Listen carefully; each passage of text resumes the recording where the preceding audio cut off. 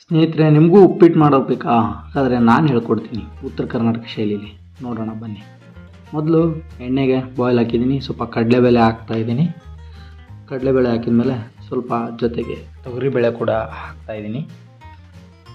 ಅದಾದಮೇಲೆ ಸ್ವಲ್ಪ ಶೇಂಗಾ ಕೂಡ ಹಾಕಿದ್ದೀನಿ.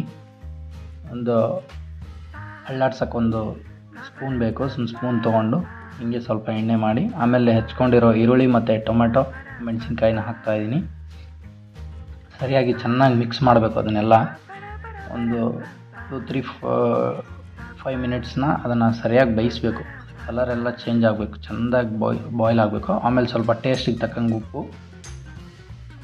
ಮತ್ತು ಅದನ್ನು ಸರಿಯಾಗಿ ಕಲಿಸ್ಬೇಕು. ಆಮೇಲೆ ಮೊಸರು ಹಾಕ್ತಾಯಿದ್ದೀನಿ.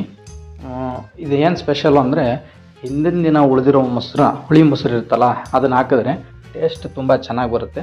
ಆಮೇಲೆ ಸಂಜೆವರೆಗೂ ಇಟ್ಟರು ಉಪ್ಪಿಟ್ಟು ಕೆಡೋದಿಲ್ಲ.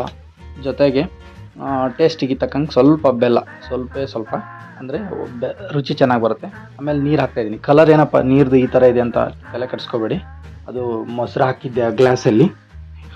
ಒಟ್ಟು ನಾನು 2 ಗ್ಲಾಸ್ ನೀರು ಹಾಕ್ತಾಯಿದ್ದೀನಿ. 2 ಗ್ಲಾಸ್ ನೀರು, 1.5 ಬೌಲ್ನಷ್ಟು ರವೆ ಹಾಕ್ತಾಯಿದ್ದೀನಿ. ಯಾಕಂದರೆ ನಾವು 3 ಜನ ಇದನ್ನು ತಿಂತಾ ಇರೋದು. ನೀವು ಎಷ್ಟು ಜನ ಇದ್ದೀರೋ ಅದ್ರ ತಕ್ಕಂಗೆ ಕ್ವಾಂಟಿಟಿ ಇಟ್ಕೋಬೋದು. ನೀರಿಂದಾಗಿರ್ಬೋದು, ರವೆದಾಗಿರ್ಬೋದು.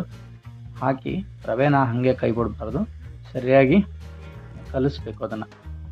ಉಪ್ಪಿಟ್ಟು ರೆಡಿ ಆಯಿತು.